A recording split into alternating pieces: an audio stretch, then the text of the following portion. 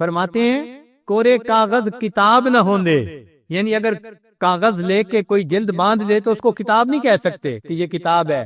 کورے کاغذ کتاب نہ ہوں دے تے سارے پھول گلاب نہ ہوں دے، اور ہر پھول گلاب کا پھول نہیں ہوتا، گلاب کا پھول تو کوئی ہوتا ہے۔ کورے کاغذ کتاب نہ ہوں دے تے سارے پھول گلاب نہ ہوں دے، تے جے کر یاری لائیے بلیا تے یارا نال حساب نہ ہوں دے، اور اگر کسی سے بلیا تم اپنی یاری لگاؤ تو پھر یاروں کے ساتھ حساب کتاب نہیں ہوتے، انسان بلا حساب معاملہ کرتا ہے۔ اللہ بھی قیامت کے دن ایسا کریں گے، یہ بندے تھے جو مجھ سے محبت کرتے تھے، اے فرشتے مجھے اب ان بندوں سے حساب لیتے ہوئے حیا آتی ہے۔ میرے بندو تم نے مجھ سے دنیا میں محبت کی، میں جانتا ہوں تمہارے دل کی کیفیت کو، جاؤ آج بلا حساب جنت میں داخل ہو جاؤ۔ اللہ تعالی ہمیں بھی اپنے چاہنے والوں میں شامل فرمائے، اور ہمیں بھی اپنے عشق کی یہ نعمت نصیب فرمائے، ہمارے دل کو اپنی محبت سے بھر دے، اپنے عشق سے بھر دے، اور ہمیں اپنے چاہنے والوں میں الذین اصطفى اما بعد اعوذ باللہ من الشیطان الرجیم بسم اللہ الرحمن الرحیم قل ان کان آباؤکم وابناؤکم واخوانکم وازواجکم وعشیرتکم واموال اقترفتموها وتجارة تخشون کسادها ومساکن ترضونها احب الیکم من اللہ ورسولہ وجہاد فی سبیلہ فتربصوا حتی یأتی اللہ بامرہ سبحان ربک رب العزت عما یصفون وسلام علی المرسلین والحمد للہ رب العالمین۔ اللہم صلی علی سیدنا محمد وعلی آل سیدنا محمد وبارک وسلم۔ جب نبی علیہ السلام نے ہجرت فرمائی تو صحابہ کرام کو بھی مکہ سے مدینہ ہجرت کا حکم ہوا۔ بعض حضرات نے تو فوراً ہجرت فرما لی، اور بعض کو تھوڑا سا وقت لگا۔ انسان جس جگہ رہتا ہے وہاں اس کا دل لگا ہوتا ہے، اس کو چھوڑ کے دوسری جگہ جانا اس کے لیے کافی مشکل ہوتا ہے۔ آج ہم کراچی کے بندے کو کہیں جی آپ پشاور جا کے گھر بنائیں تو اس کو عجیب لگے گا، لاہور کے آدمی کو کہیں جی کہ رحیم یار خان جا کے رہیں تو وہ پریشان ہو جائے گا، کیونکہ جہاں انسان رہتا ہے وہاں سے موو ہونا مشکل ہوتا ہے۔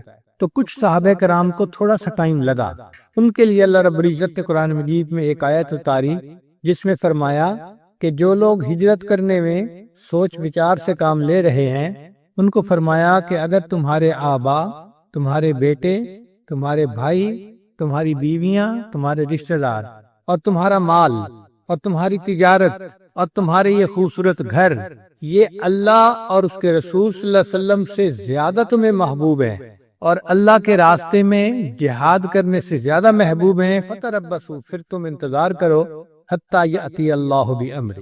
تو اس آیت مبارکہ میں اللہ رب العزت نے ایمان والوں کو ایک خاص بات سمجھائی ہے۔ پہلی بات تو یہ دیکھیں کہ آیت کے جو الفاظ ہیں ان کی ترتیب کتنی پیاری ہے۔ سب سے پہلے آبا کا تذکرہ کیا۔ جب آدمی نے اس قسم کا فیصلہ کرنا ہوتا ہے تو عام طور پر والدین کی رائے کو وہ زیادہ مقدم کرتا ہے، اس لیے اللہ تعالیٰ نے پہلے آبا کا تذکرہ کیا۔ پھر اس کے بعد اگر اس کے اپنے بیٹے ہوں، جوان ہوں، تو ان کی رائے کو بھی بڑی اہمیت دیتا ہے۔ پھر اپنے بھائی کی رائے، پھر اس کے بعد بیوی، اور پھر اس میں جو رکاوٹیں آتی ہیں وہاں جو اس کا مال ہوتا ہے اور جو تجارت جس میں اس کو نقصان کا اندیشہ ہوتا ہے، یہ چیزیں رکاوٹ بنتی ہے۔ اور پھر گھر اگر اچھا بنا ہوا ہو تو اس کو چھوڑ کے جانا اور مشکل ہوتا ہے۔ تو اتنی خوبصورت ترتیب ہے اس آیت میں کہ اللہ رب العزت ایمان والوں کو یہ بات سمجھا رہے ہیں کہ ان تمام چیزوں کی محبت تمہارے دل میں ہے، یہ فطرت ہے، مگر یہ محبت اللہ اور اس کے رسول صلی اللہ علیہ وسلم کی محبت سے زیادہ نہیں ہونی چاہیے۔ یعنی ان چیزوں کی محبت سے منع نہیں کیا جا رہا، ان کی احبیت سے منع کیا جا رہا ہے۔ مقصد یہ بتانا تھا کہ یہ چیزیں دائرہ شریعت کے اندر جائز ہیں، لیکن اگر یہ اللہ اور اس کے رسول صلی اللہ علیہ وسلم کی محبت سے بڑھ جائیں گی اور راستے کی رکاوٹ بن جائیں گی تو ایمان والو تم اس راستے کی رکاوٹ کے اوپر پاؤں رکھ کے آگے گزر جاؤ، تمہاری منزل کچھ اور ہے۔ ایک استاد نے اپنے شاگرد سے پوچھا کہ مجھے قرآن پاک کی کوئی آیت بتاؤ جس سے پتہ چلے کہ اللہ سے محبت کرنی فرض ہے۔ شاگرد نے کہا کہ حضرت جتنی محبت کی آیات قرآن پاک میں ہیں میں ان پہ نظر ڈالتا ہوں تو مجھے تو یوں لگتا ہے کہ اللہ تعالیٰ نے کہیں حکم نہیں فرمایا کہ تم مجھ سے محبت کرو۔ ہاں ایک جگہ جملہ خبریہ ہے جس میں بتا دیا گیا ہے کہ والذین آمنوا اشد حبا للہ، ایمان والوں کو اللہ سے شدید محبت ہوتی ہے، یہ بتایا ہے۔ حکم نہیں کہا کہ تم محبت کرو۔ تو استاد نے پھر سمجھایا کہ دیکھو جو حسن والے ہوتے ہیں وہ کسی کو اپنی زبان سے خود نہیں کہتے کہ تم ہم سے محبت کرو، ان کو اپنے حسن پہ اتنا ناز ہوتا ہے کہ وہ یہ چاہتے ہیں کہ دوسرے بندے کو پتہ ہونا چاہیے کہ ہم کتنے حسین ہیں، اس کے بعد وہ محبت کیے بغیر رہ ہی نہیں سکتا۔ تو اللہ رب العزت نے بھی اسی طرح قرآن مجید میں اپنی عظمت کا بیان فرما دیا، اور پھر یہ کہا کہ اب ان کو اگر میری عظمت کا پتہ چلے گا تو یہ مجھ سے محبت کیے بغیر رہ ہی نہیں سکتے۔ پھر انہوں نے فرمایا کہ دیکھو یہی جو آیت ہے نا، قُلْ إِنْ كَانَ آبَاؤُكُمْ، اس سے پتہ چلتا ہے کہ اللہ تعالیٰ کی محبت فرض ہے۔ شاگرد نے کہا کیسے؟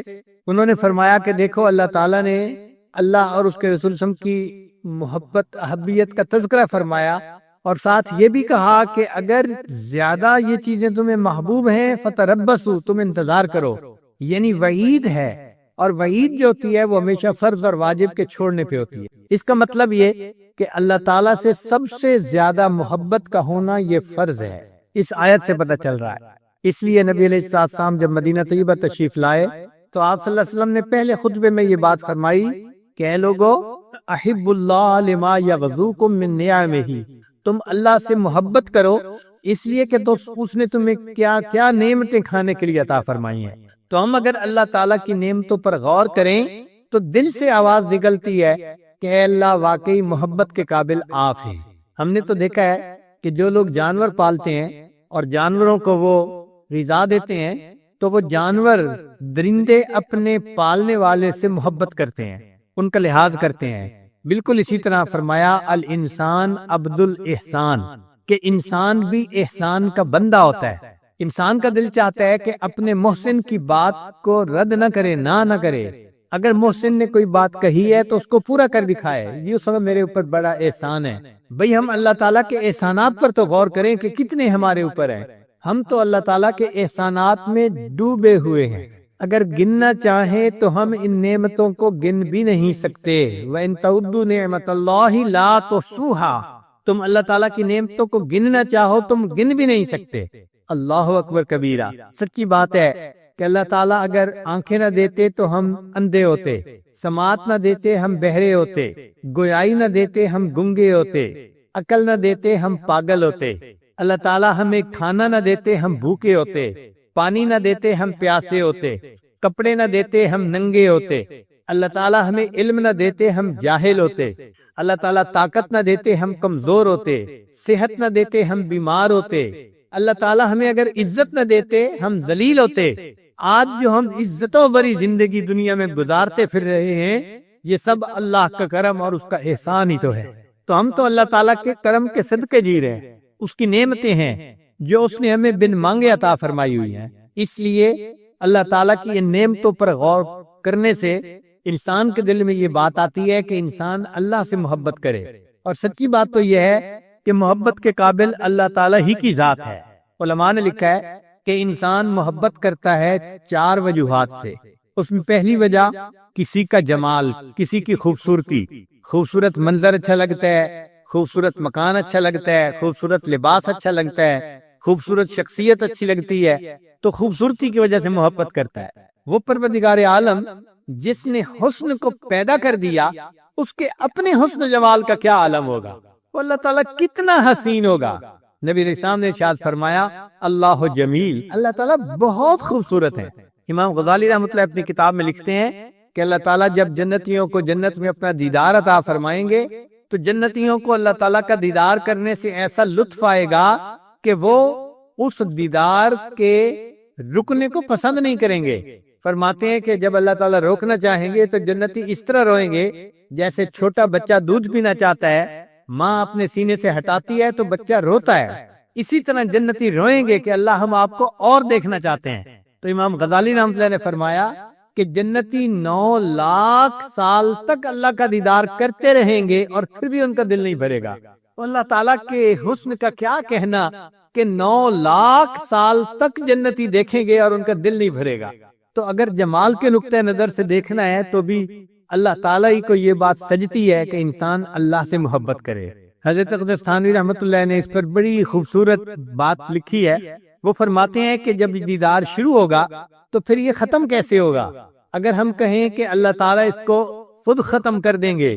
تو اس میں تو بخیلی کا شبہ ہوتا ہے کہ بچہ چاہتا ہے دودھ پیوں اور ماں سینے سے ہٹا دیتی ہے، بندہ چاہتا ہے اللہ تعالیٰ کے چہرے کو دیکھوں، دیدار کروں، اور اللہ تعالیٰ بند کر دیتے ہیں۔ تو فرماتے ہیں کہ یہ تو بخیلی کا شبہ اس میں پڑتا ہے۔ اور اگر ہم کہیں کہ نہیں، اللہ تعالیٰ تو دیدار کرواتے رہیں گے اور بندے دیدار کرنا بند کر دیں گے، تو یہ بندوں کے لیے باعث خجالت ہے، ندامت ہے کہ اللہ دیدار کروائیں اور بندے دیدار کرنا بند کر دیں، تو پھر دیدار بند کیسے ہوگا؟ تو حضرت اقدس تھانوی رحمۃ اللہ فرماتے ہیں کہ اس کا حل یہ نکلے گا کہ اللہ تعالیٰ جب تک چاہیں گے دیدار ہو، جمال کی تجلیات سے دیدار کروائیں گے اور بندے اللہ کا دیدار کرتے رہیں گے۔ جب اللہ تعالیٰ چاہیں گے کہ اب میرے بندے جنت کی نعمتوں کے مزے اڑائیں اور دیدار کو بند کر دیں، تو اللہ تعالیٰ جلال کی تجلیات ڈالیں گے اور بندے خود بخود جنت کی نعمتوں کی طرف متوجہ ہو جائیں گے، نہ ان پہ اعتراض ہوگا نہ ان پہ اعتراض ہوگا۔ دوسری چیز ہوتی ہے محبت کی، وہ ہوتا ہے کسی کا فضل و کمال۔ انسان کمال کی وجہ سے محبت کرتا ہے، جو استاد قابل ہوں ان سے زیادہ محبت ہوتی ہے۔ دنیا میں تو ہم نے دیکھا کہ کھلاڑیوں سے لوگ محبت کرتے ہیں کیونکہ انہوں نے اپنے کھیل میں کمال پیدا کیا ہوتا ہے۔ اللہ تعالیٰ کے فضل و کمال کے کیا کہنے، سبحان اللہ۔ قرآن مجید میں اللہ فرماتے ہیں کہ اگر یہ ساری دنیا کے سمندر سیاہی بن جاتے اور جتنے ساری دنیا کے اندر درخت ہیں ان کی کلمیں بنا دی جاتی، ان کلموں سے اور اس سیاہی سے تیرے رب کی تعریفیں لکھنی شروع کی جاتی، ایک وقت آتا یہ سیاہی ختم ہو جاتی، یہ کلمیں ٹوٹ جاتی، تیری رب کی تعریفیں کبھی ختم نہ ہوتی۔ بلکہ فرمایا وَلَوْ أَنَّ مَا فِي الْأَرْضِ مِنْ شَجَرَةٍ أَقْلَامٌ وَالْبَحْرُ يَمُدُّهُ مِنْ بَعْدِهِ سَبْعَةَ أَبْحُرٍ مَا نَفِدَتْ كَلِمَاتُ اللَّهِ۔ دنیا کے اندر سمندر ہیں، 7 سمندر ایسے اور بھی ہوتے اور ان سے اللہ کی تعریفیں لکھنی شروع کی جاتی، یہ سیاہی بھی خشک ہو جاتی، کلمیں بھی ٹوٹ جاتی، اللہ تعالیٰ کی تعریفیں کبھی ختم نہ ہوتی۔ تو جس پروردگار کی تعریفوں کا یہ حال ہے، کمالات کا یہ حال ہے، اسی کو یہ بات سجتی ہے کہ بندہ اس سے محبت کرے۔ اور تیسری چیز ہوتی ہے کہ کسی کا مال و منال، لوگ مال کی وجہ سے بھی محبت کرتے ہیں۔ جو مال والے ہوتے ہیں ان کے ساتھ اپنا تعلق جتاتے ہیں، جی میرا تو فلاں کے ساتھ بھی تعلق ہے، میرا ان سے بھی رشتہ داری نکلتی ہے۔ تو اللہ تعالیٰ کے مال و منال کا کیا کہنا، اس کے ہاتھ میں تو کائنات کے سب خزانوں کی کنجیاں ہیں۔ وَلِلَّهِ خَزَائِنُ السَّمَاوَاتِ وَالْأَرْضِ، آسمان اور زمین کے سب خزانے اللہ کے پاس ہیں، اللہ ان کا مالک ہے۔ اللہ تعالیٰ نے ایمان والوں کے لیے جنت میں مکان بنائے ہوں گے، 1 اینٹ سونے کی، 1 اینٹ چاندی کی۔ آپ بتائیں بھائی ایک بڑا گھر بنے اور 1 اینٹ سونے کی ہو 1 چاندی کی ہو تو کتنا قیمتی گھر ہوگا۔ پھر بعد ایسے گھر ہوں گے جو سرخ یاقوت کے بنے ہوئے ہوں گے۔ آج چھوٹا سا روبی خریدنے جائیں جو انگوٹھی میں لگتا ہے تو لاکھوں روپیہ لگ جاتا ہے، اور روبی کے بنے ہوئے پورے مکانات ہوں گے۔ اور بعض جگہوں پہ ہے کہ بعض جنتیوں کے لیے اللہ تعالیٰ موتی کے مکان بنائیں گے جو بے جوڑ کا موتی ہوگا، اس میں کوئی جوڑ ہی نہیں ہوگا، پورا مکان ایسا بنا ہوا ہوگا۔ پچھلے دنوں ایک صاحب میرے پاس ایک کاغذ دے کے آئے، اس کے اوپر ایک خبر تھی ڈائمنڈ سٹار۔ انہوں نے کہا جی کہ امریکہ کے سائنسدانوں نے ایک ایسا ستارہ بھی ڈھونڈا ہے جو کاربن کا بنا ہوا ہے، 100% کاربن، اور وہ سٹار ہے، اور اس کا نام انہوں نے ڈائمنڈ سٹار رکھا ہے کہ پورا کا پورا وہ ڈائمنڈ ہے۔ اور اس کی جسامت کتنی ہے؟ اس کی لمبائی 4000 کلومیٹر ہے، 4000 کلومیٹر، اور شاید 2000 سے زیادہ کلومیٹر اس کی چوڑائی ہے۔ اور یہ پورا کا پورا ایک ٹکڑا یہ ہیرے کا ٹکڑا ہے، ڈائمنڈ کا ٹکڑا ہے، اور فلالیس ڈائمنڈ ہے۔ تو دنیا حیران ہے کہ اتنا بڑا بھی ہیرا ممکن ہے کہ 4000 کلومیٹر اس کی لمبائی ہو اور 2000 کلومیٹر اس کی چوڑائی ہو۔ تو کہنے لگا مجھے وہ آدمی کہ جی امریکہ کے سائنسدان حیران ہیں کہ دیکھو دنیا میں کائنات کے اندر اتنا بڑا ہیرا بھی کہیں موجود ہے۔ تو میں نے اسے مذاق میں کہا، میں نے کہا مجھے پتہ کیا لگتا ہے؟ کہنے لگا ہاں۔ میں نے کہا مجھے لگتا ہے کہ فرشتے کسی اللہ کے ولی کا جنت میں گھر بنا رہے ہوں گے، اور اس میں سے ایک اینٹ جو ہیرے کی بنی ہوئی تھی وہ گر گئی ہوگی اور یہ آسمان میں تیر رہی ہوگی۔ تو جس پروردگار کے پاس کائنات کے خزانے ہیں اسی کا حق بنتا ہے کہ انسان اس سے محبت کرے۔ تو جمال کو دیکھو تو اللہ سے محبت کرنے کو جی چاہتا ہے، کمال کو دیکھیں تو اللہ سے محبت کرنے کو جی چاہتا ہے، مال و منال کو دیکھیں تو اللہ سے محبت کرنے کو جی چاہتا ہے، اور احسانات کو دیکھیں تو چوتھی چیز ہے تو بھی اللہ تعالیٰ ہی کو سے محبت کرنے کو جی چاہتا ہے، کیونکہ جتنے اللہ کے ہم پر احسانات ہیں وہ احسانات کا تو ہم شکر ادا کر ہی نہیں سکتے، جن احسانات کو ہم گن ہی نہیں سکتے ان کا شکر کیا ادا کریں گے؟ تو ان تمام باتوں سے پتہ چلا کہ محبت کے قابل یقیناً اللہ ہی کی ذات ہے۔ اس لیے نبی علیہ السلام نے ارشاد فرمایا احب اللہ بکل قلوبکم، کہ تم اللہ تعالیٰ سے پورے دل کے ساتھ محبت کرو۔ بعض لوگ اللہ سے محبت کرتے ہیں ادھورے دل کے ساتھ، اللہ کی بھی محبت ہے اور ساتھ دنیا کی چیزوں کی بھی محبت ہے۔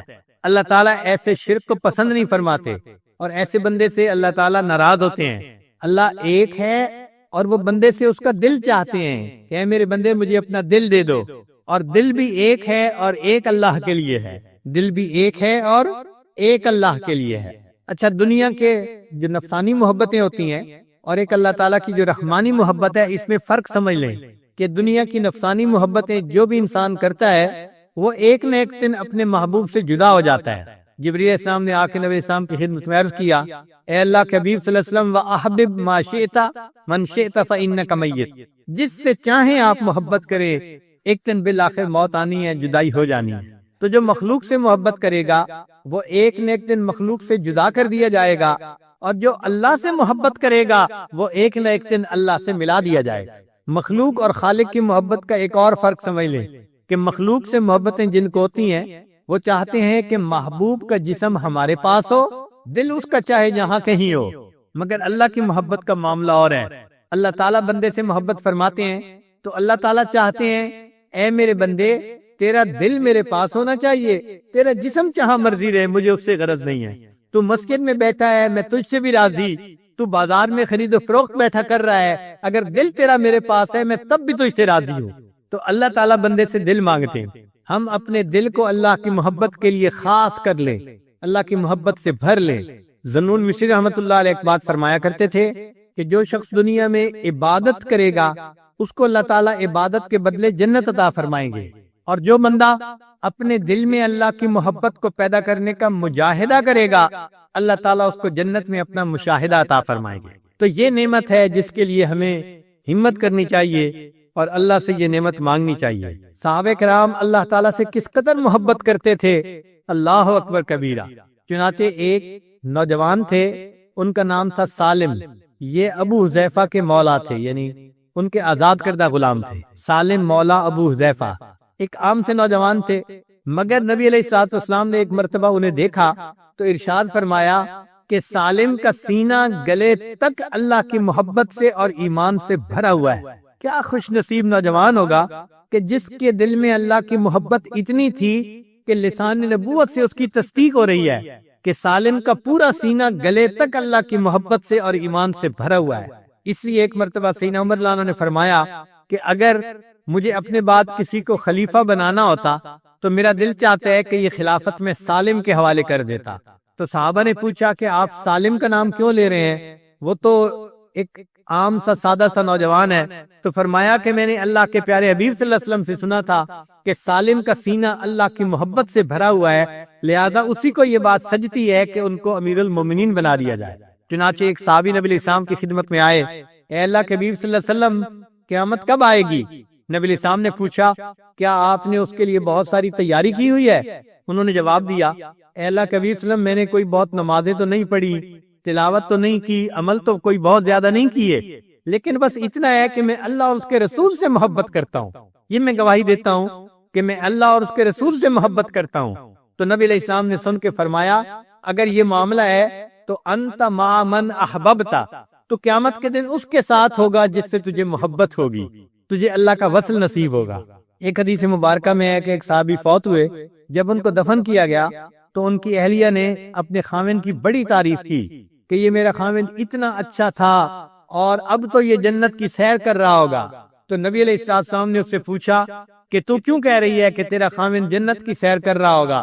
اس نے جواب میں کہا کہ میں اس خاوند کے ساتھ زندگی گزار چکی ہوں، یہ ساری رات تہجد پڑھتا تھا اور سارا دن روزے میں رہتا تھا، تو چونکہ یہ اتنا نیک تھا اس لیے میں کہہ رہی ہوں کہ یہ جنت کی سیر کر رہا ہوگا۔ تو نبی علیہ السلام نے فرمایا اللہ کی بندی، اس سے بہتر تھا کہ تو یہ جواب میں کہتی کہ یہ اللہ اور اس کے رسول سے محبت کرتا ہے، اس وجہ سے یہ جنت کی سیر کر رہا ہو۔ عملوں پہ نہیں بھروسہ کر سکتے، لیکن یہ اللہ تعالیٰ کی محبت ایسی نعمت ہے کہ اس سے انسان کو یقیناً اللہ تعالیٰ کی رحمت نصیب ہوگی۔ چنانچہ حضرت مولانا شیر احمد گنگوئی رحمۃ اللہ علیہ ارشاد فرماتے تھے کہ جس بندے نے پوری زندگی میں ایک مرتبہ محبت کے ساتھ اللہ کا نام لیا، پوری زندگی میں ایک مرتبہ محبت کے ساتھ اللہ کا نام لیا، یہ ایک مرتبہ اللہ کا لفظ کہنا اس کے لیے کبھی نہ کبھی جہنم سے چھٹکارے کا سبب بن جائے گا۔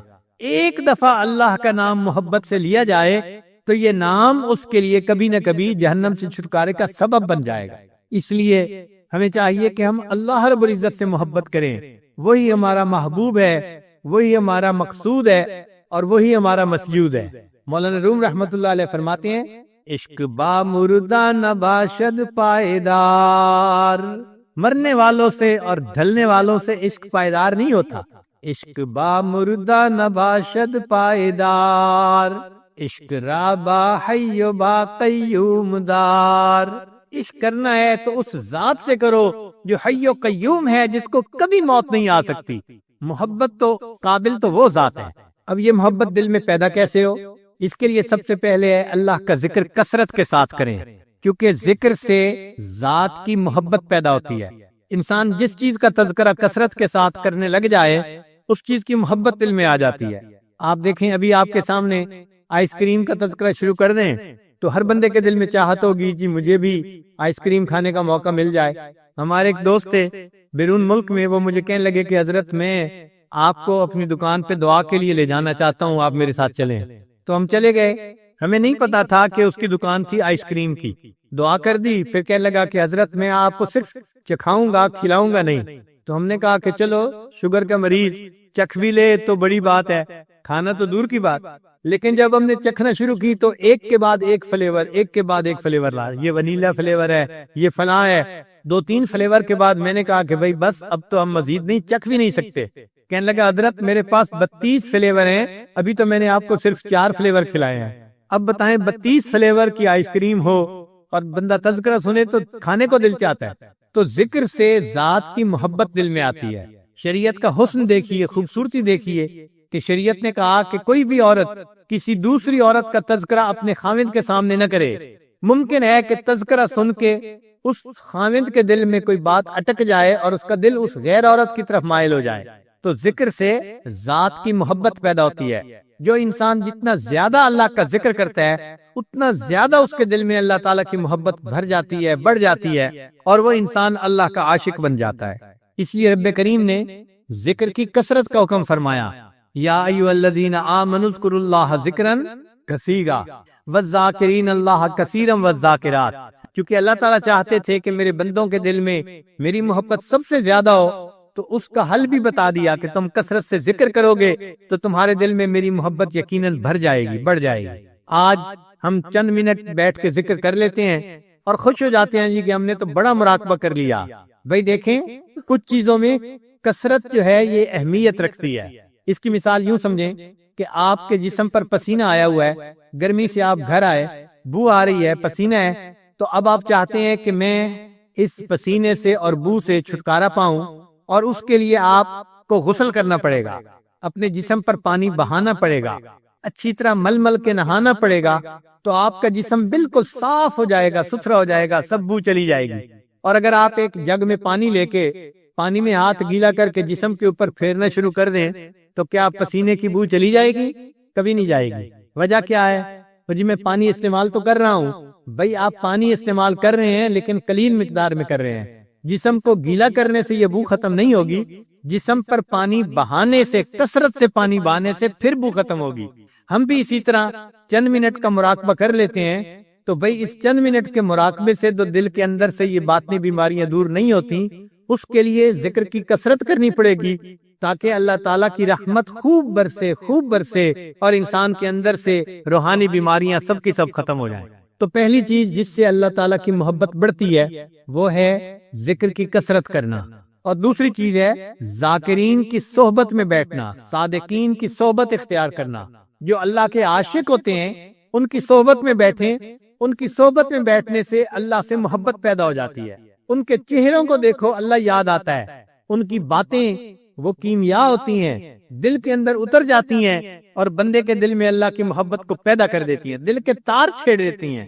تو اللہ والوں کی صحبت کا اختیار کرنا، اسی لیے اللہ تعالیٰ ارشاد فرماتے ہیں یا ایھا الذین آمنوا اتقوا اللہ وکونوا مع الصادقین، اے ایمان والو اللہ سے ڈرو اور سچوں کی صحبت اختیار کرو۔ تم ان کی صحبت اختیار کرو گے تو تمہارے اوپر ان کا رنگ چڑھ جائے گا، جیسے خربوزے کو دیکھ کے خربوزہ رنگ پکڑتا ہے، تم ان کی صحبت میں بیٹھو گے تمہارے اوپر رنگ چڑھے گا، تمہارے دل میں بھی اللہ کی محبت پیدا ہو جائے گی۔ مفسرین نے لکھا خالطوہم لتکونوا معہم، تم ان کے ساتھ اتنا اٹھنا بیٹھنا رکھو کہ تمہارے اوپر ان کا رنگ چڑھ جائے اللہ والوں کا۔ تو اللہ والوں کی صحبت اختیار کرنے سے انسان کے دل میں اللہ تعالیٰ کی محبت بڑھتی ہے۔ ہم نے دنیا میں دیکھا ہے کوئی بندہ کمپیوٹر والوں کے پاس چند دن آنا جانا شروع کر دے تو وہ کہتے ہیں میں بھی کمپیوٹر کا بزنس کر رہا ہوں۔ بھائی چند دن کمپیوٹر والوں کے پاس بیٹھے، کمپیوٹر کی باتیں سنی تو اب خود بھی کمپیوٹر کا بزنس کرنے کے لیے تیار ہیں۔ اسی طرح جو اللہ والوں کے پاس بیٹھتا ہے اور اللہ کی باتیں سنتا ہے وہ بھی چاہتا ہے کہ میں اللہ کی محبت کا بزنس کرنا چاہتا ہوں، اس کے دل میں بھی اللہ کی محبت بیدار ہو جاتی ہے۔ یہ ایک چنگاری ہے جو لگ جاتی ہے اور پھر یہ بھڑکتی ہوئی آگ بن جایا کرتی ہے۔ چنانچہ ہمارے مشائخ اپنے مشائخ کے مقامات پہ جاتے تھے اور وہاں خوب وقت گزارتے تھے، کئی لوگ تو سالوں گزارتے تھے، کئی مہینوں گزارتے تھے، چلے لگاتے تھے، مگر دنوں کے اعتبار سے وقت لگتا تھا۔ آج کل تو سالک آتا ہے ملنے کے لیے اور شیخ کو سلام کرتا ہے اور سلام کرتے ہی کہہ دیتا ہے جی کہ حضرت مجھے ابھی جانا ہے، اور پھر دو باتیں کرتا ہے۔ پہلی بات، حضرت مراقبے تو ہم سے ہوتے نہیں، بس آپ ہی کچھ توجہ فرما دیں، ویسے میں نے ابھی جانا ہے۔ تو بھائی ہم اگر چاہتے ہیں کہ دل میں اللہ تعالیٰ کی محبت پیدا ہو تو ہمیں اس کے لیے کچھ نہ کچھ محنت کرنی پڑے گی۔ اس محنت کا نتیجہ نکلے گا کہ دل میں ایک بیج پڑ جائے گا جو پھر اپنے وقت پہ درخت بنے گا اور اس کے اوپر پھل پھول لگیں گے محبت کے۔ اس لیے محبت کا لفظ حبہ سے بنائے، حبہ دانے کو کہتے ہیں۔ یہ اللہ تعالیٰ کی محبت کا بیج پڑ جاتا ہے اللہ والوں کی صحبت میں۔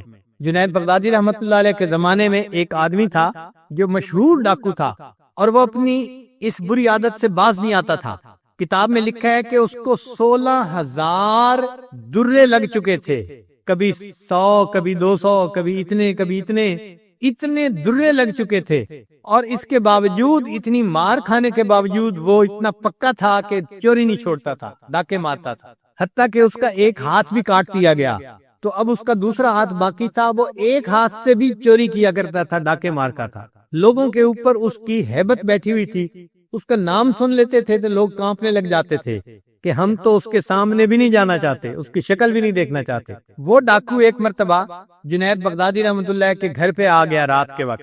جنید بغدادی رحمۃ اللہ نے کچھ کپڑے اور ایسی چیز کوئی منگائی تھی رزق حلال تجارت کی نیت سے، تو گھر میں پڑے ہوئے تھے۔ وہ جب گھر میں دیوار کود کے آ گیا تو اس نے سوچا کہ چلو میں یہ 2-3 گٹھڑیاں اٹھا کے لے جاتا ہوں۔ اب اس نے گٹھڑی تو باندھ لی لیکن ہاتھ ایک تھا، اس کو اٹھا کے لے جانا اس کو مشکل نظر آتا تھا۔ تو وہ ڈاکو انتظار میں تھا کہ مجھے کوئی ہیلپر ملے اور یہ گٹھڑیاں میں اٹھا کے اپنی جگہ پہ لے کے جاؤں۔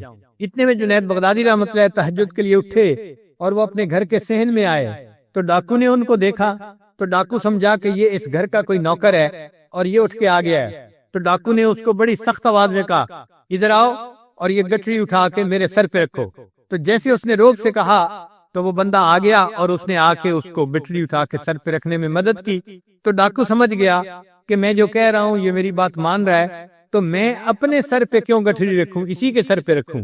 تو پھر اس نے کہا نہیں میرے سر پہ مت رکھو، تم اس کو اپنے سر پہ اٹھاؤ۔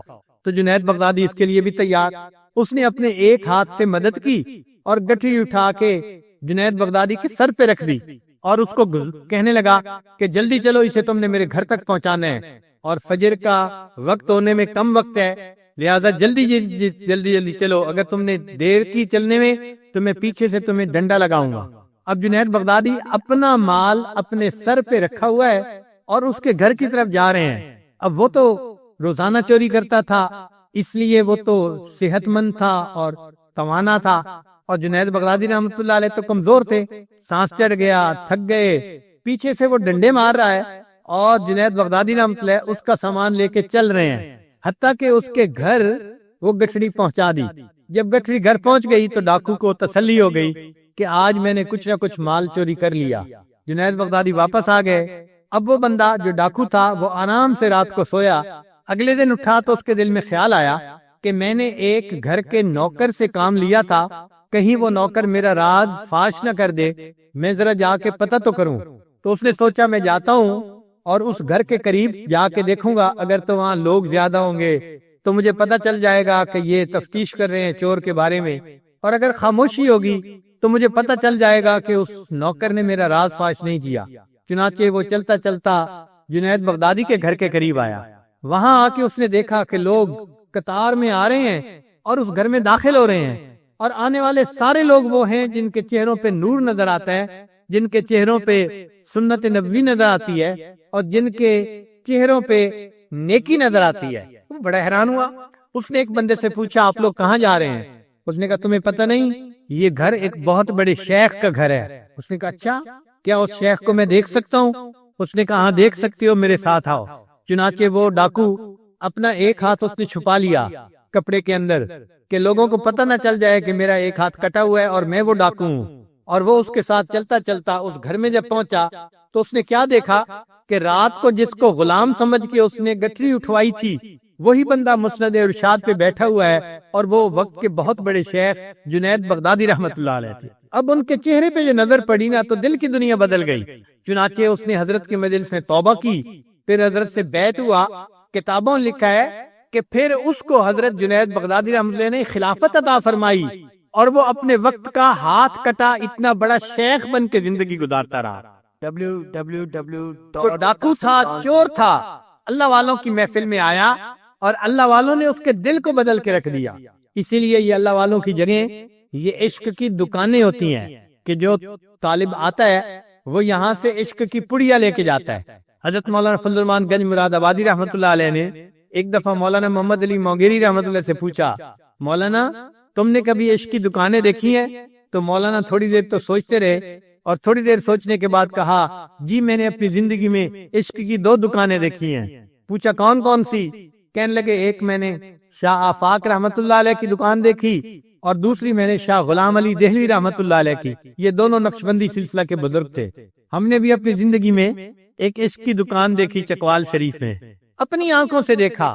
لوگ آتے تھے ہمارے حضرت مرشد عالم رحمت اللہ علیہ کی محفل میں ایک دن گزارتے تھے، زندگی بدل جاتی تھی، واپسی پہ وہ کچھ اور بن کے جا رہے ہوتے تھے۔ جب پہلی دفعہ بیعت ہونے کے لیے گئے اس وقت میری عمر بہت زیادہ نہیں تھی، داڑھی کے سارے بال کالے تھے اور بالکل ایک نوجوانی کی عمر تھی۔ تو حضرت سے ملاقات ہوئی، بیعت ہوئی، پھر واپس آئے۔ تو اس وقت میں بس پہ گیا تھا اور بس پہ ہی واپس آ رہا تھا۔ اب بس پہ جب آ کر بیٹھا تو میں نے آنکھیں بند کر لیں اور اپنے مراقبے میں لگ گیا۔ ارد گرد کی تو خبر ہی نہیں تھی کوئی دیکھ رہا ہے یا نہیں دیکھ رہا۔ ہمارے حضرت فرماتے تھے اپنی پوی تے پرائی بھول ونجی، تو ہمیں کسی کی کیا فکر تھی، بس اپنے آپ میں لگے ہوئے تھے۔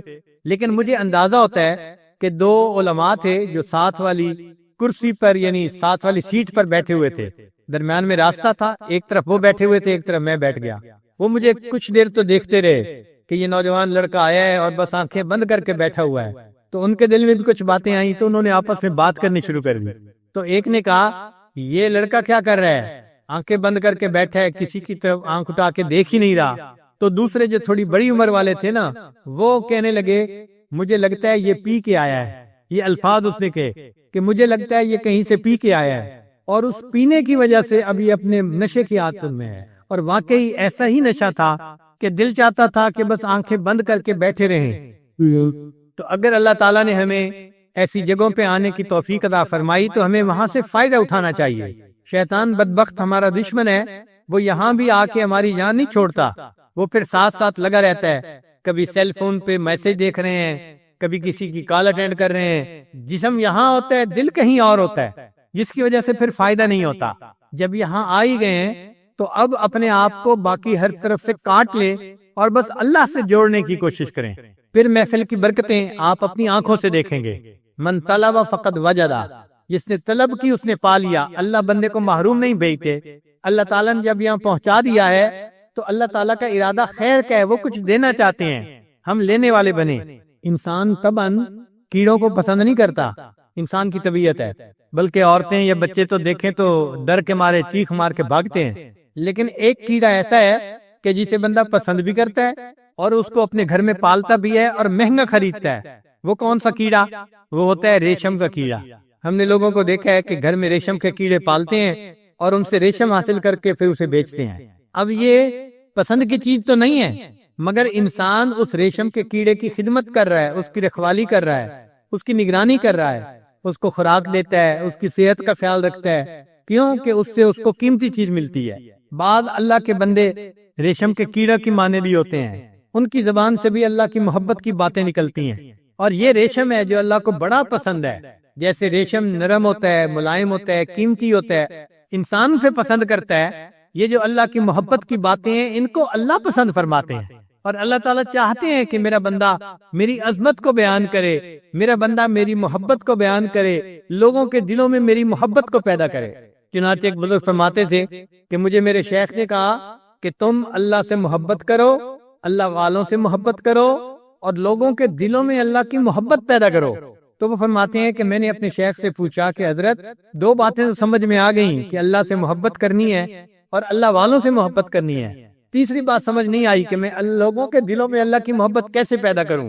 انہوں نے فرمایا کہ تم لوگوں کے سامنے اللہ کی نعمتوں کا اس طرح سے اچھا تذکرہ کرو کہ لوگ اپنے اللہ سے محبت کرنے لگ جائیں۔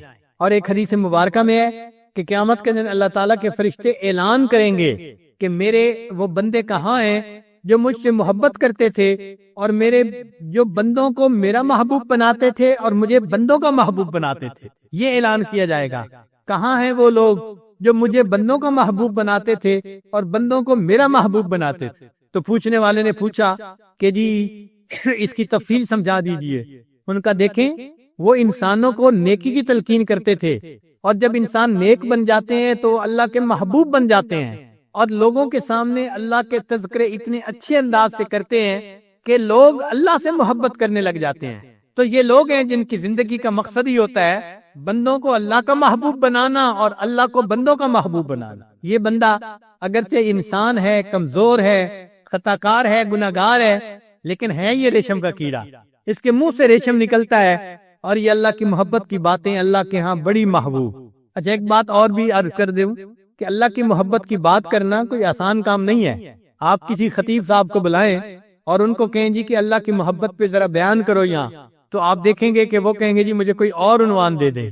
ایک دفعہ ہم حضرت مرشد عالم رحمۃ اللہ کی خدمت میں حاضر تھے چکوال شریف میں، تو ملک کے ایک بڑے نمایاں خطیب جن کا نام سن کے لوگ بھاگتے ہیں ان کی بات سننے کے لیے، وہ چکوال تشریف لائے۔ تو حضرت نے فجر کے بعد انہیں فرمایا کہ مولانا آپ اللہ کی محبت کے عنوان پہ کچھ گفتگو کر دیں۔ اب انہوں نے خطبہ بڑا مزے کا پڑھا، مجمع جم گیا۔ پھر جب باتیں کرنے لگے تو میرا خیال ہے کوئی 10 منٹ سے 12 منٹ کی ان کی تقریر تھی۔ پھر ان کا جی اس سے زیادہ میں اور کوئی بات نہیں کر سکتا۔ پھر کہنے لگے حضرت آپ نے مجھے اتنا مشکل ٹاپک دے دیا ہے کہ اس ٹاپک کے بولنا کوئی آسان کام نہیں ہے، میں اس سے زیادہ بول ہی نہیں پا رہا۔ تو حضرت نے پھر سر ہلا کے فرمایا کہ ہاں اللہ کی محبت پہ بولنا ہر بندے کا کام نہیں ہوتا، یہ وہی بولتا ہے جس کے اپنے دل میں عشق کی آگ لگی ہوتی ہے، اللہ کی محبت کی آگ بھڑک رہی ہوتی ہے، پھر اس کے منہ سے اللہ کی محبت کی باتیں نکلتی ہیں اور وہ لوگوں کے دلوں کو بھی تڑپا کے رکھ دیتا ہے۔ حضرت خواجہ غلام فرید رحمت اللہ علیہ کا عجیب شعر ہے، فرماتے ہیں عشق خدا یارو نار غضب دی، یعنی عشق خدا یہ غضب کی آگ ہے، عشق خدا یارو نار غضب دی تے ویکھو قسمت وچ ونج پئی ہاں تے سڑ بھج گئی ہاں، کہ عشق خدا کی آگ میں گر گئی ہوں اور جل گئی ہوں اس عشق خدا کی آگ میں۔ عشق خدا یارو نار غضب دی تے ویکھو قسمت وچ ونج پئی ہاں تے سڑ بھج گئی ہاں، چولا برکا صبر دا میرے تے ہو گیا تھیاں تھیاں تے چپ کر گئی ہاں، میرا قمیص برکا جو صبر کا تھا وہ سارا کا سارا پھٹ گیا اور میں اس کے اوپر صبر کر گئی ہوں۔ عشق خدا یارو نار غضب دی ਤੇ ਵੇਖੋ ਕਿਸਮਤ ਵਿੱਚ ਵੰਜ ਪਈ ਹਾਂ ਤੇ ਸੜ ਭੁਜ ਗਈ ਹਾਂ। ਚੋਲਾ ਬੁਰਕਾ ਸਬਰ ਦਾ ਮੇਰੇ ਤੇ ਹੋ ਗਿਆ ਥਈਆਂ ਥਈਆਂ ਤੇ ਚੁੱਪ ਕਰ ਗਈ ਹਾਂ। ਮਾਂ ਪਿਓ ਵੀਰ ਵੀ ਯਾਦ ਨ ਮੈਕੂ ਤੇ ਉਤੋਂ ਤਾਨੇ ਦੇਵਣ ਸਈਆਂ ते सहदी रही हाँ। मुझे माँ बाप भी याद नहीं है और मुझे मेरे जो बड़े हैं आके हैं वो भी ताने देते हैं कि तुझे तो घर का कोई बंदा याद ही नहीं है, और मैं इन तानों को बर्दाश्त करती रही हूँ। माँ प्यो वीर भी याद न मैकू ते उतु ताने देवण सैया ते सहदी रही हाँ। गुलाम फरीद ए आख सजन नू, गुलाम फरीद ए आख सजन नू मैं तां दर तेडे ते पई हां ते जय हो जई हां। गुलाम फरीद ए आख सजन नू मैं तां दर तेडे ते पई हां ते जय हो जई हां। मैं जैसा भी हूँ अल्लाह, अब तो मैं आके इस दर पे पड़ गया हूँ। अल्लाह तेरी मोहब्बत लेके जाना चाहता हूँ। ऐ अल्लाह इस दिल के ऊपर मोहब्बत की एक नजर डाल दीजिए। जो लोग दुनिया में अल्लाह ताला से मोहब्बत करेंगे, अल्लाह ताला क़यामत के दिन उन लोगों को बिला हिसाब जन्नत अता फरमाएंगे। चुनाचे कुछ लोग होंगे जो क़यामत के दिन जन्नत के दरवाजे की तरफ जाएंगे, और जो जन्नत का फरिश्ता है रिजवान उसको कहेंगे कि जन्नत का दरवाजा खोलो और हमें जाने दो। तो रिजवान उनको कहेगा कि भाई तुम यहाँ कैसे पहुंच गए, तुम्हें तो पहले हिसाब किताब देना था, फिर यहाँ आना था, जाओ हिसाब किताब दो फिर यहाँ आओ। तो वो कहेंगे कि अच्छा आप हमारे बारे में अल्लाह से पूछ लो। तो रिजवान पूछेगा या अल्लाह ये कैसे लोग हैं कि जो आ गए हैं और कहते हैं कि जन्नत का दरवाजा खोलो हमें जन्नत जाने दो। अल्लाह फरमाएंगे रिजवान ये सच कहते हैं, ये मोहब्बत करने वाले लोग हैं, ये मेरी खातिर रातों को जागा करते थे, ये सारी सारी रात तहज्जुद पढ़ने में गुजारते थे, ये तिलावत में गुजारते थे, इबादत में गुजारते थे, और ये इस उम्मीद पे जिंदगी गुजारते थे कि हम दुनिया की जिंदगी अल्लाह की इबादत में गुजारेंगे तो हमें जन्नत में अल्लाह का दीदार नसीब होगा। इसलिए अब इनको फिक्र लगी हुई है हम जल्दी जन्नत में जाएं और अपने महबूब का दीदार करें। अब ए रिजवान इनको जन्नत में दाखिल होने दे, मुझे इनसे हिसाब लेते हुए शर्म आती है। बुल्ले शाह एक बुजुर्ग गुजरे हैं, उनका एक अजीब शेर है, फरमाते हैं कोरे कागज किताब न होंदे, यानी अगर कागज लेके कोई जिल्द बांध दे तो उसको किताब नहीं कह सकते कि ये किताब है। कोरे कागज किताब न होंदे ते सारे फूल गुलाब न होंदे, और हर फूल गुलाब का फूल नहीं होता, गुलाब का फूल तो कोई होता है। कोरे कागज किताब न होंदे ते सारे फूल गुलाब न होंदे, ते जेकर यारी लाइए बुलिया ते यारा नाल हिसाब न होंदे। और अगर किसी से बुलिया तुम अपनी यारी लगाओ तो फिर यारों के साथ हिसाब किताब नहीं होते, इंसान बिला हिसाब मामला करता है। अल्लाह भी क़यामत के दिन ऐसा करेंगे, ये बंदे थे जो मुझसे मोहब्बत करते थे, ऐ फरिश्ते मुझे अब इन बंदों से हिसाब लेते हुए हया आती है। मेरे बंदो तुमने मुझसे दुनिया में मोहब्बत की, मैं जानता हूँ तुम्हारे दिल की कैफियत को, जाओ आज बिला हिसाब जन्नत में दाखिल हो जाओ। अल्लाह ताला हमें भी अपने चाहने वालों में शामिल फरमाए और हमें भी अपने इश्क की ये नेमत नसीब फरमाए। हमारे दिल को अपनी मोहब्बत से भर दे, अपने इश्क से भर दे और हमें अपने चाहने वालों में शामिल फरमा दे। व आखिरु दाअवाना अनिल हम्दुलिल्लाहि रब्बिल आलमीन। बहुत सारे अहबाब की तरफ से ये पैगाम मिला है कि वो तौबा के कलिमात इस वक्त पढ़ना चाहते हैं, तो ये आज इस तौबा के कलिमात पढ़ाएगा। दिल में ये नियत कर लीजिए कि हम तमाम गुनाहों से सच्ची पक्की तौबा कर रहे हैं और आइंदा नेकोकारी की जिंदगी गुजारने का दिल में इरादा कर रहे हैं। जैसी नीयत हो वैसी मुराद मिल जाती है। नियत कर लीजिए कि अल्लाह हमें आइंदा सच्ची और सुच्ची जिंदगी गुजारने की तौफीक अता फरमा। अगर दूर बैठे दोस्तों तक भी ये आवाज जा रही है जो मस्जिद में नहीं मगर दूसरी जगह है, और वो भी इस आवाज पर ये कलिमात पीछे पढ़ेंगे तो वो भी इस अमल में शरीक हो जाएंगे। और चूंकि ये बयान ब्रॉडकास्ट भी हो रहा है तो घरों में बैठे हुए लोग भी अगर इन कलिमात को पढ़ेंगे तो वो भी इसमें शामिल होंगे। बल्कि अगर मस्तूरात भी आवाज सुन रही हैं तो वो भी तौबा के ये कलिमात पढ़ेंगी तो इस अमल में वो भी शामिल हो जाएंगी। الحمدللہ وکفا وسلام علی عبادہ الذین اصطفیٰ اما بعد۔ یہ کلمات سچے دل کے ساتھ پڑھتے جائیے۔ بسم اللہ الرحمن الرحیم، لا الہ الا اللہ محمد الرسول اللہ، آمنت باللہ وملائکتہ وکتبہ ورسلہ والیوم الآخر والقدر خیرہ وشرہ من اللہ تعالی والبعث بعد الموت، آمنت باللہ کما ہوا باسمائہ وصفاتہ وقبلت جمیع احکامہ اقرار باللسان وتصدیق بالقلب، اشہد ان لا الہ الا اللہ واشہد ان محمدا عبدہ ورسولہ، استغفر اللہ ربی من کل ذنب واتوب الیہ برحمتک یا ارحم الراحمین۔ ان کلمات کو پڑھنے سے آپ توبہ طائب ہو چکے ہیں۔ چند معمولات ہیں جن کو باقاعدگی سے کریں گے تو اللہ تعالیٰ دل کو منور کریں گے۔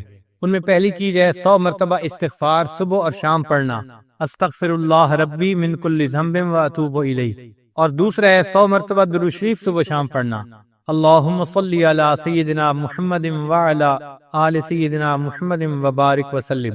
تیسرا ہے قرآن مجید کی تلاوت روزانہ کرنا، ایک پارہ ہو تو بہت اچھا، مشکل ہو تو آدھا پارہ سے ہی، مگر کوئی دن تلاوت کے بغیر نہ گزرے۔ خواتین نے جن دنوں میں نماز نہیں پڑھنی ہوتی وہ ان دنوں میں تلاوت نہ کریں، ان کو بن کیے اللہ اجر اور ثواب عطا فرما دیتے ہیں۔ چوتھی چیز ہے لیتے بیٹھے چلتے پھرتے ہر وقت دل میں اللہ کو دھیان رکھنا، اللہ کو یاد کرنا۔ اس کو کہتے ہیں ہتھ کار ول دل یار ول، ہاتھ کام کاج میں مشغول اور دل اللہ تعالیٰ کی یاد میں مشغول۔ وہ جن کا عشق صادق ہے وہ کب فریاد کرتے ہیں، لبوں پہ مہر خاموشی دلوں میں یاد کرتے ہیں۔ تو دل میں اللہ کو یاد کرنا۔ اور پانچویں چیز ہے مراقبہ۔ مراقبے کا طریقہ یہ ہے کہ جب آپ کے پاس تھوڑا وقت فارغ ہو، اور یہ وقت فارغ کرنا پڑتا ہے، نکل آتا ہے، آپ کا مقدمہ ہو تو آپ کچہری جانے کے لیے ٹائم نکالتے ہیں، بازار سے چیز خریدنی ہو، سودا لینے کے لیے ٹائم نکالتے ہیں، بیمار ہو تو ڈاکٹر کے پاس جانے کے لیے ٹائم نکالتے ہیں۔ تو جس چیز کو آپ اہم سمجھتے ہیں اس کے لیے ٹائم نکالتے ہیں۔ اسی طرح اللہ کی محبت بھی ایک اہم چیز ہے، اس کے لیے ہمیں وقت نکالنا چاہیے اور مراقبہ کرنا چاہیے تاکہ یہ نعمت ہمیں بھی نصیب ہو جائے۔ تو چند منٹ کا مراقبہ، 15-20 منٹ کا مراقبہ کرنے کا طریقہ یہ ہے کہ آنکھوں کو بند کر کے اللہ کی طرف متوجہ ہو کے بیٹھ جائیں، دل سے دنیا کے تمام خیالات نکال دیں اور اللہ کی طرف متوجہ ہو کے بیٹھ جائیں کہ اللہ کی رحمت آ رہی ہے، دل میں سما رہی ہے، دل کی ظلمت اور سیاہی دور ہو رہی ہے، اور میرا دل اللہ اللہ بول رہا ہے۔ یعنی آپ نے زبان سے نہیں پڑھنا، دل پڑھ رہا ہے اور آپ سن رہے ہیں۔ بس 15-20 منٹ کا مراقبہ یہ آپ کے دل کی حالت کو بدلے گا اور آپ کو اپنے دل سے اللہ اللہ کی ایک کیفیت محسوس ہونی شروع ہو جائے گی۔ پہلے یہ حرکت ہوتی ہے اور بعد میں ایک آواز محسوس ہوتی ہے، پہلے تحرک ہوتا ہے بعد میں تذکر ہو جاتا ہے۔ اور یہ ذکر ایسا ہے کہ جب بندے کو ملتا ہے تو پھر پوری زندگی لیٹے بیٹھے چلتے پھرتے ہر وقت اس کو اللہ تعالیٰ ہی کا ایک ادراک رہتا ہے۔ ابھی ہم مراقبہ کریں گے چند منٹ، پھر دعا کر لیں گے۔ چنانچہ سب حضرات تھوڑی دیر کے لیے آنکھوں کو بند کر لیں، اللہ کی طرف متوجہ ہو کے بیٹھ جائیں۔ تکڑی گھت کے تول نماہی تیسی ڈاڈھے ایباں بھرے، تکڑی گھت کے تول نماہی تیسی ڈاڈھے ایباں بھرے،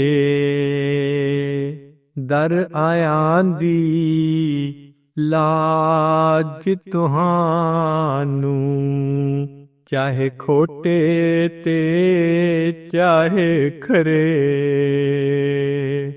در آیاں دی لاج تہانوں تے نہ کرو پرے پرے، غلام فریدا پلے عیب ہزاراں، کہ کوئی مان کس تے کرے، نام سوہنی تے نا گن پلے، ਤੇ ਮੈਂ ਸਾਈਂ ਨੂੰ ਕਿਵੇਂ ਮਨਾਵਾਂ। ਨਾ ਮੈਂ ਸੋਹਣੀ ਤੇ ਨਾ ਗੁਣ ਪੱਲੇ, ਤੇ ਮੈਂ ਸਾਈਂ ਨੂੰ ਕਿਵੇਂ ਮਨਾਵਾਂ। ਚਾਰੇ ਲੜ ਮੇਰੇ ਚਿਕੜਾ ਲਿਥੜੇ, ਤੇ ਮੈਂ ਕਿਹੜਾ ਮਲ ਮਲ ਧੋਵਾਂ। ਸਾਬਣ ਥੋੜਾ ਤੇ ਮੈਲ ਘਨੇਰੀ, ਸਾਬਣ ਥੋੜਾ ਤੇ ਮੈਲ ਘਨੇਰੀ, ਤੇ ਮੈਂ ਬੇਪਤਣਾ ਤੇ ਰੋਵਾਂ। ਗੁਲਾਮ ਫਰੀਦਾ ਕੋਈ ਵਸ ਨਾ ਚੱਲਦਾ, ਤੇ ਮੈਂ ਹੰਝੂਆਂ ਦੇ ਹਾਰ ਪਰੋਵਾਂ।